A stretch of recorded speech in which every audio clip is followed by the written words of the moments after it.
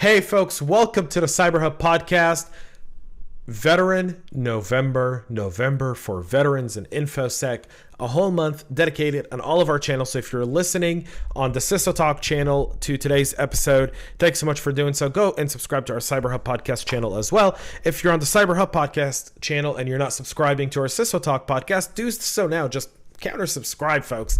Get it all said and done.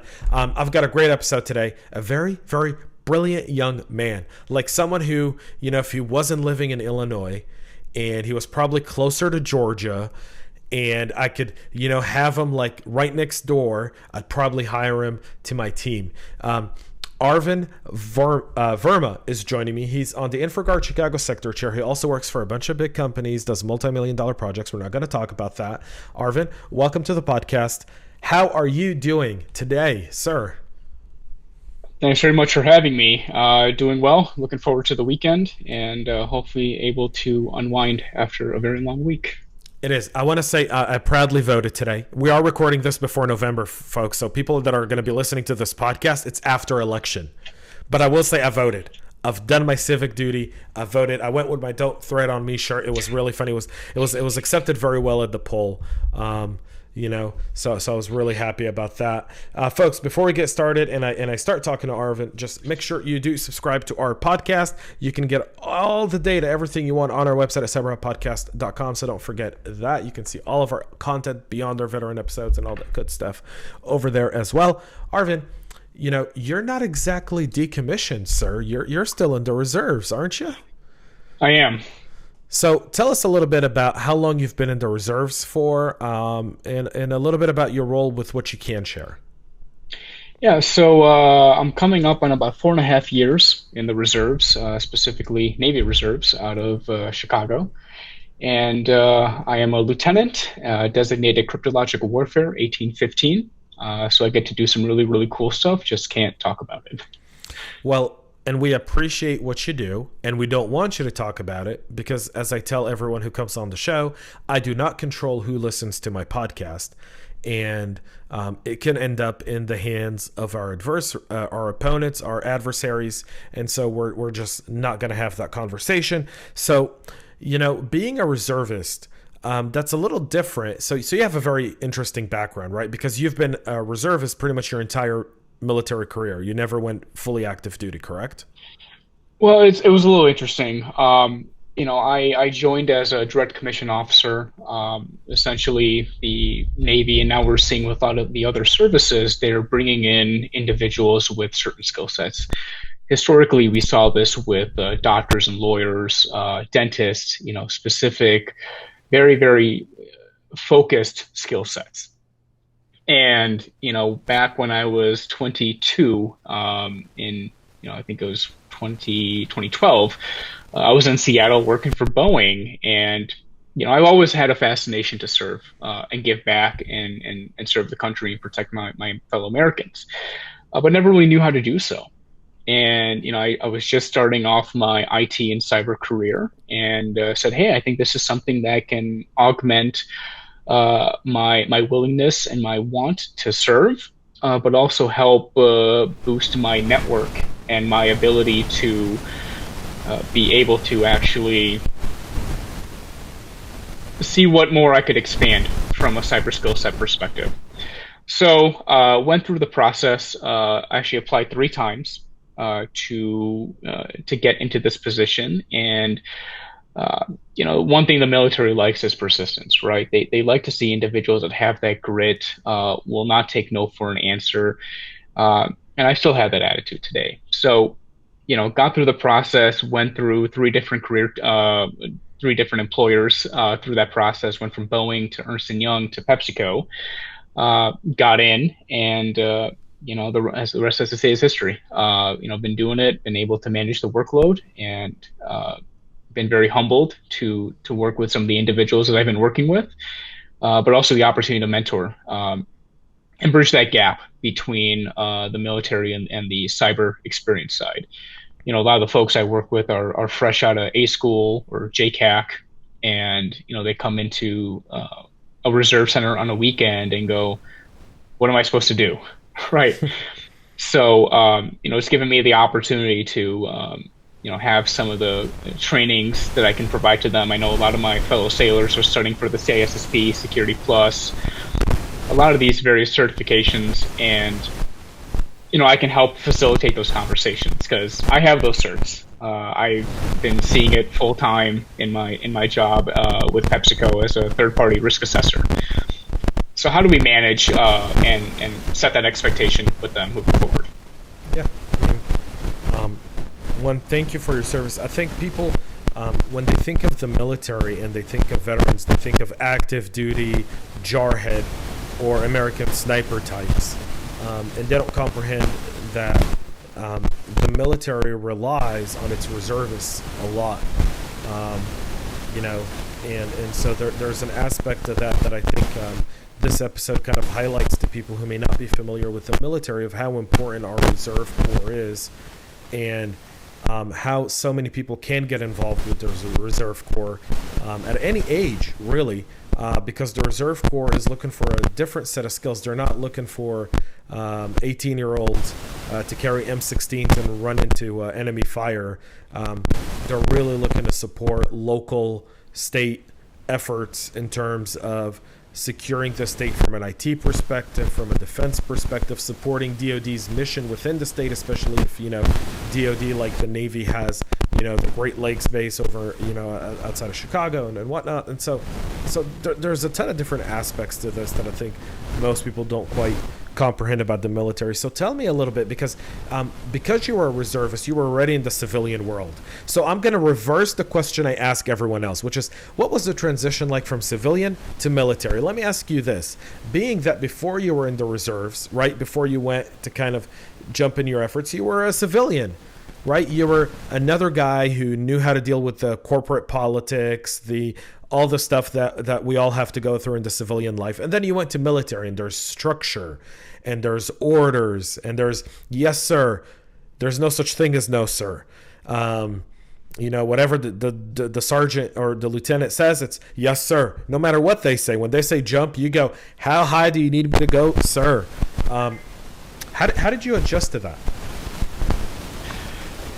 So I think there is certain expectations being set that the fact that you are a Dread Commission officer, your job is not to be so fully regimented in the process, even though that is communicated there. But at the same time, I went in with the awareness of, yes, you are a butter bar. You don't know everything, even though you have excelled professionally. You're entering a new organization. Listen to your senior enlisted, build your trust with the unit, and then it'll grow from there. And first thing I did was I went to my chief, and I said, Chief, I understand that I'm a butter bar, and that's all you see. What do I need to know? And just went through that process to get, understand what exactly were the expectations. And even now, me and my current senior enlisted leader, who's also a cyber professional, cyber executive in the Chicagoland area, we pretty much talk every day. And it could be it could be not only just Navy stuff, but just stuff that's affecting the cyber sector. But building that trust and building that level of assurance with your senior enlisted, I thought was just all, big talk. But when you're doing that, that's how you set the expectation for your junior enlisted to know, okay, this guy, this officer here is fully integrated, is fully looking out for the best interest of the unit and for the sailors. And that's what I did. You had to go with a certain level of humility and understanding, and really know when to step back. But I also had some good mentors from the officer side who would really correct me whenever I made mistakes. So tell me a little bit about what was some of the biggest challenge in terms of the mindset. Did you have to go through basic as a reservist? So I went through what we call knife and fork school. It's 2 weeks in Newport, Rhode Island, where they teach you how to salute, how to put the uniform on, and how to march. So you didn't do the full 8-week basic training, stuff. Didn't have to crawl through the mud, didn't nothing. Yeah, and that's okay. I mean, don't believe everything you see on Hollywood. Sometimes it's not mud; it could be other stuff you don't want to know. But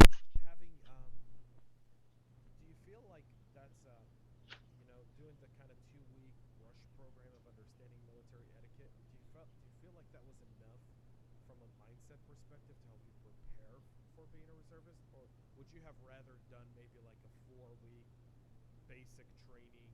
Because there are some people who finish basic in 4 or 5 weeks. Like if you do junior ROTC, and I mean, I enlisted when I was 17 years old. I did junior ROTC for a freaking year. So when I went to basic, I was hitting all the PT points. Like I was already there, right? From a PT perspective, I knew how to shoot a weapon, I knew how to hold a weapon, I knew how to take it apart, I knew how to clean my mags. I knew all of that stuff because I was used to doing it. But some people don't. Do you feel like maybe doing like a 4 week would have been more effective for you from a mindset perspective? So they have changed the Direct Commission Officer training to now to 5 weeks. So it has been updated because they have identified there were some deficiencies in the training. Um, One thing I did, but that was just because of my own prerogative, is I actually did seek out additional training. One thing I was very keen on understanding was how to use a firearm safely and correctly. So I went through the process, I got trained, I got qualified. Uh, and even now, when I go to the gun range, I will still point at the barrel to make sure, or when you open up the chamber, that there in fact is no bullet in the chamber. There's no round there. Like, but that's just something I wanted to do. I took out those opportunities because I wanted to learn. I wanted to become proficient and establish that level of competence and trust. Uh, Other individuals would say, hey, I have my 2 weeks done, or now 5 weeks done. I don't need any more training. I'll get it when I go on a mobilization or set of orders. I think it just depends on the individual. At the same time, though, I think there's a moment of pause that comes through when uh, you're put in a situation where you have to have that training. A buddy of mine who I went through training with not only in Newport but also in Great Lakes, good friend, call him a brother. I even did the sword arch at his wedding, and tapped his wife with the sword at the end, saying "Welcome to the Navy." Um, he got orders to go deploy, and he was asking me, "Hey, who do I need to contact to get firearms training?" And I said, "Sure, done here. Here's who you need to talk to." But is that something that he would have known to pursue? And that's what's fearful. I mean, I'm sure they have the standard SOPs in place uh, to provide that training based on where they're going. And from where he was going, I would have assumed they would have given that. But there's that moment of pause of, are we doing enough? And I don't know. And number two, it's not my place to question that. Just at the ranks where I'm at, but it does cross your mind. So yeah, I think there are better ways we can provide training, uh, but at the same time, we need to have faith and trust in the processes too. I know sometimes it's a little overzealous for us junior officers to uh, pursue an idea that we may not know as fact until we do our research. And that's where the faith process, trusting in your senior leaders that they have your best interest in at stake, is really the best philosophy that I can communicate. I know I've had this conversation with several COs in the past, and I said, "Do you really know this?" And once it was one-on-one, door closed, the expectation is set there, and then that's when you truly get the perspective of what exactly they're balancing. So that's why I emphasize the faith and trust part. Yeah, that's a really good point. I think the support is critical. I completely agree with that. So you learned cyber before you became a reservist, right? You're kind of the opposite of everyone else. Yeah, so went to Northern Illinois, got my bachelor's, went to DePaul, got my master's. Kind of had an interesting upbringing from general IT, software development, enterprise architecture, to now running security due diligence assessments to some of the biggest companies in the world and cloud providers, and now becoming a subject matter expert in supply chain risk. Right? It's kind of a different process of how one pursues military service. But once again, I know we were talking before this podcast started. Service is service. We join with with a certain intention of giving back, of protecting this great country and ensuring that all fellow Americans and America's allies are kept safe and secure. Um, I think that's why I put so much effort in doing everything that I do and some of the partnerships I have, and why I maybe get, 4 or 5 hours of sleep a night, because we truly know what the detrimental impacts are of cyber, this non-kinetic form of warfare that may soon become kinetic. Uh, but, I think that's the defining factor between, service member and veterans to, possibly the general public, is that we serve with a certain sense of pride, but also that we give a damn. I've seen that from every single service member I've served with, every single veteran I know. Even now, like when I go to the American Legion meetings, that pride and that continuous mindset of, I've served. They have that saying, be advised, I have yet to be released of my oath of service, per se. That mindset is still there, and I'm seeing it more and more, and it's really great. It's really humbling to see. Um, but how do we better integrate some of these concepts and these capabilities together as we see cyber continue to expand? I know a lot of the folks in my American Legion chapter are older folks, Korean War and Veteran War folks, and they're not very tech savvy.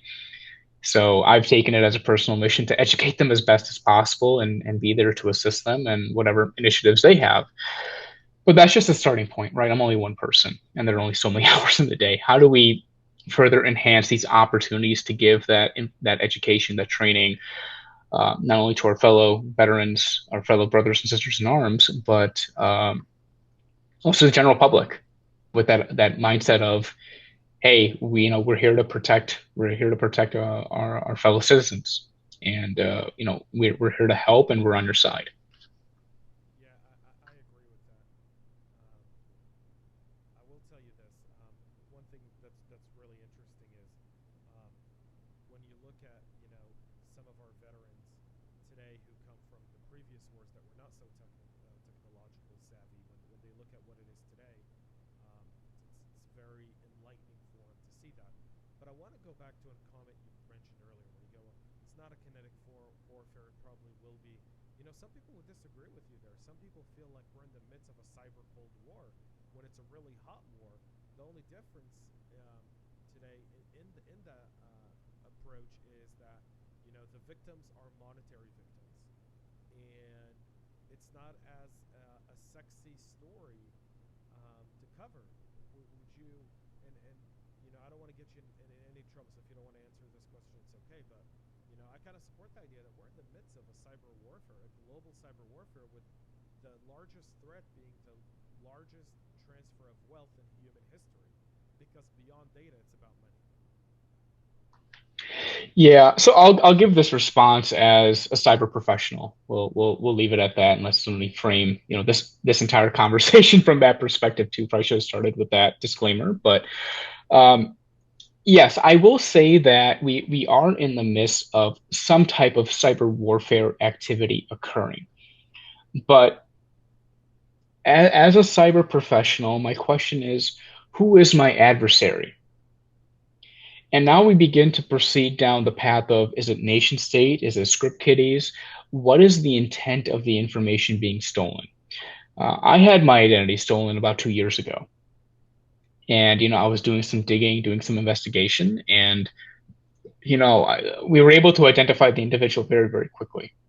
But it wasn't nation state. It was just a local guy, maybe 30 miles away from where I live, who was just looking to open up an account just so he could have some money to do whatever, right? Go buy some stuff from the hardware store and whatnot, and that was it. Um, on the other hand, though, back when I was at Boeing, one of the privacy officers I was talking to, he made a comment that said, you're in your bio, you said that you're in progress of joining the United States Navy in their intelligence community. He's like, you're probably on a list with the Chinese military. And I didn't think much of it at the time, but especially now, and some of the recent cyber incidents that have occurred over the past couple of years, it really makes you stop and pause to really evaluate what exactly is going on? What is the purpose of information gathering? I know with the recent ban or somewhat legal issue of TikTok, I was talking to some of the college students at my alma mater and trying to explain that, these videos that you post, say when you're on vacation, could I, as an attacker, pull that information and make a determination that you are in fact not at home and therefore I can rob your home? Now we start going into threat scenario building, right? And there are far too many threat scenarios out there. But that's, I think, the biggest question that needs to be asked is what are those threat scenarios? And then from there, we're truly able to determine what, in fact, is if we are truly in a cyber war or not. Uh, from a nation state perspective, I'd rather not err on speculation just because it's political and very sensitive. Um, but yeah, I believe that we are in a tough situation. We are in a moment of opportunity to build out and enhance our capabilities from a cyber perspective. We've gotten a little complacent from a technology perspective, but we need to go back to our foundation and roots of innovation, which is what made this country great in the first place, uh, and really be able to get back and innovate and find new ways to ensure that we're protecting our capabilities, our intellectual property, our economy, as well as our people. And then from there, we're able to respond accordingly to these type of incidents and activities. But it's also important to understand the emotional part, right? As a hacker, typically there's something motivating them to pursue this action. What is that motivation? And understanding that is also critical. It's about building partnerships. It's about trying to understand why they're doing what they're doing, so that way you're able to mitigate uh, them even trying to pursue an action like that. Right. I mean, it's like build, make friendships, build partnerships, don't make enemies, don't burn your bridges. Same type of philosophy with that. It's a little bit different from, the different type of actors involved in the space, just because there's so much going on, so much from a political perspective, especially now with the upcoming elections. Uh, but those are just a couple of things I've noticed during my several years of being in the cyber industry and just my thoughts, rantings of an old man in cyber, uh, from where I see things going. But you know, we're it, I will say this: it will only get worse. But at the same time, we have an opportunity to make it better. So how do we team up? How do we collaborate? And how do we fix these areas of opportunity uh, to ensure that we're protecting this country? Yeah, all wonderful, magnificent, great points that you. No, you can hear me now. You can. Okay, so all magnificent, great points that you brought up there. Thank you for your very direct and honest answer, kind of trying to navigate the tough question that I asked, which is, do you believe we're in the midst of a cyber warfare? And I'm sure the comments below on this, after people listen to that part, are going to be off the chains, and I can't wait to hear them and read them. One thing I pride myself on is I try to reply or like and read and interact with every comment that's given on every single one of my shows, uh, which is a full-time job sometimes. So I will say this. So we're almost out of time. So I kind of want to ask you one thing. This has kind of been a backwards interview, simply because of how you got into the service and what you're doing right now. And you came from civilian, going to the reservists. You didn't really go to what I call the traditional path, but it's been eye-opening, I think, for myself and for a lot of listeners, in the aspect of understanding that service is service. And, the non-traditional ways of service are just as good as the traditional ways. And we need, smart people on board, in order to continue and maintain superiority and being able to protect this great country and our freedoms that exist in it. And so I want to ask you one last question is, what are you currently really loving about being part of the reserves? What's one thing you absolutely love? It's working with the great people.